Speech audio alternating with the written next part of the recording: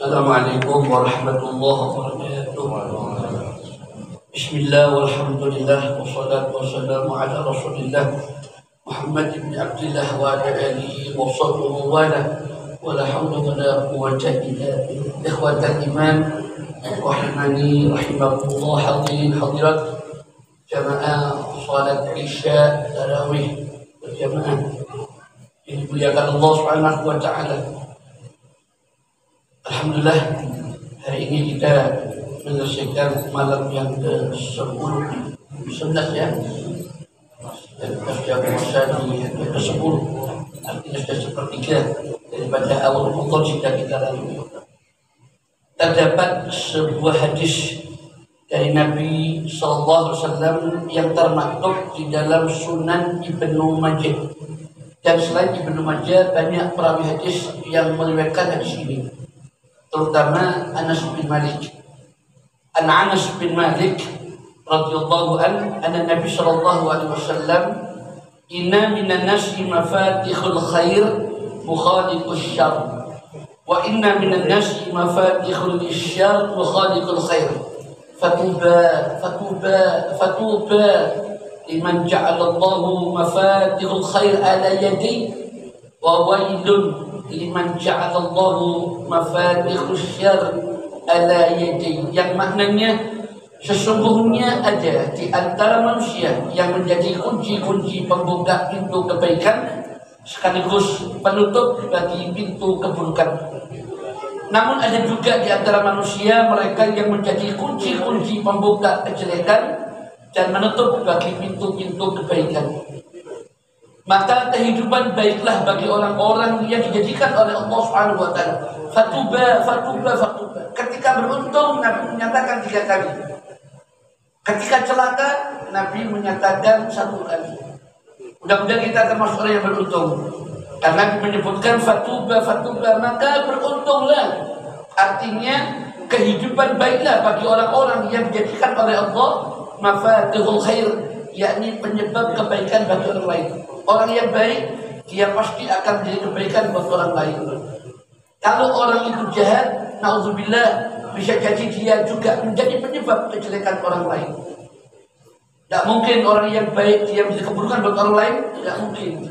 Karena dia dipelihara oleh Allah Subhanahu wa taala. Kehidupan yang baik, kehidupan yang jelek, ulama mengatakan adalah balasan surga. Jadi orang yang menjadi kebaikan-kebaikan buat orang lain, tentu dia berbuat dirinya adalah surganya Allah Subhanahu wa taala. Sebaliknya, mereka yang dimaksud dengan orang yang celaka karena kejelekannya adalah orang yang berada di nerakanya Allah Subhanahu wa taala. Sekali lagi, mudah-mudahan kita termasuk orang yang diselamatkan oleh Allah Subhanahu wa taala dari api nerakanya Allah Subhanahu wa taala. Ajirna minan nar, ajirna minan nar, ajirna minan nar. Jamaah rahimakumullah, kalau kita renungkan hadis ini adalah wasiat langsung dari Nabi secara menyeluruh. Beliau membagi manusia menjadi 2 kelompok. Kelompok yang menjadi penyebab kebaikan orang lain dan kelompok yang menjadi penutup kebaikan buat orang lain. Di antara beberapa sebab-sebab kebaikan itu, yang pertama ikhlas. Siapa mereka orang yang menjadi kebaikan buat orang lain? Adalah orang yang ikhlas kepada Allah Subhanahu wa taala. Ucapannya ikhlas, perbuatannya ikhlas. Kalau dia beramal ikhlas, apapun yang dia ucapkan ikhlas. Orang yang seperti ini mendapat pahala di sisi Allah Subhanahu wa taala karena ucapannya, perbuatannya tulus. Jadi ikhlas ini berdampak kepada kebaikan-kebaikan sesudahnya. Beda dengan orang yang berbuat jelek, ucapannya jelek. Karena ikhlas ini perintah Allah. Wa ma umiru illa liya'budullaha mukhlishina lahuddin. Kita hafal ayat ini, Al-Bayyinah ayat yang kelima. Di antara nikmat Allah Subhanahu wa taala kepada hamba-hambanya ikhlas, yaitu Allah memalingkan mereka dari jalan kejelekan. Orang yang ikhlas sama Allah diselamatkan daripada kejelekan-kejelekan.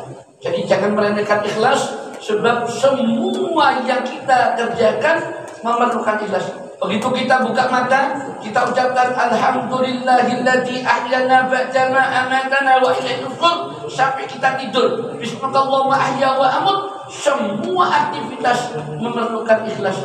Kalau nggak ikhlas, dia orang yang jauh dari Allah Subhanahu wa Ta'ala. Yang kedua, di dalam surat Yusuf disebutkan oleh Allah tentang ikhlas. Wa kadzalika nusriful anhu su' wa fahsya ilaihi min ibadina al-mukhlisin. Demikianlah agar Allah memalingkan daripadanya kemungkaran dan kejelekan. Sungguh Yusuf termasuk hamba-hamba yang dipilih oleh Allah Subhanahu wa Ta'ala. Ini tentang kisah Yusuf, yang Yusuf dipalingkan dari saudaranya dan dari kejahatan-kejahatan orang lain. Ikhlas yang pertama. Yang kedua, berdoa kepada Allah Subhanahu wa Ta'ala dengan sungguh-sungguh. Berdoa menjadi sebab-sebab kebaikan. Karena doa adalah kunci kebaikan, sebagaimana dinyatakan oleh para ulama. Doa adalah pembuka kebaikan.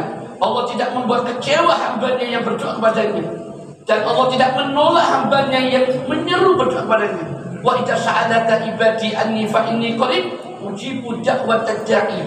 Ayat Al-Baqarah sampai 183-87 di sana memuat tentang doa-doa, dan doa menjadi kebaikan bagi diri dan orang lain. Rabbana aftah bainana wa baina qaumina bil haqq wa anta khairal fatihin. Ya Allah, ya Tuhan kami, berilah keputusan antara kami dengan hak adil, dan Engkau lah pemberi keputusan yang sebaik-baiknya. Al-A'raf 89. Yang ketiga, kunci-kunci kebaikan adalah bersegera beribadah kepada Allah, terutama menunaikan yang wajib, semisal sholat. Kita tahu inna sholata tanha anil fahsya wal munkar. Sholat mencegah dari keji dan munkar. Artinya orang yang sholat dipelihara oleh Allah Subhanahu wa Ta'ala. Pasti Allah menjadikan sebagai puncak atau pintu-pintu kebaikan. Yang keempat, berhias dengan akhlak yang mulia, menjauhi akhlak yang buruk. Kunci yang keempat kebaikan bagi seorang dan orang lain, yaitu orang yang berakhlak baik, menjauhi akhlak yang buruk. Akhlak ini akan menjauhkan keburukan seseorang daripada ucapan dan perbuatan. Sebaliknya, orang yang punya akhlak yang buruk, maka akhlaknya akan mendekatkannya kepada keburukan. Mungkin dia akan mencelakakan orang lain dengan ucapan dan perbuatannya. Yang kelima, suhbatul ma'ashalihin, memilih teman yang baik. Ini gak kalah penting, Pak. Perhatikan siapa teman duduk kita, teman bicara kita, bahkan teman bisnis sekalipun kita cari yang baik, Pak. Kalau teman bisnis kita orang yang jelek, habis kita ya, tidak menguntungkan. Boleh jadi dia dusta, dia nakal, dia tidak jujur, dia menipu dan sebagainya. Maka memilih teman adalah kunci kebaikan buat seseorang.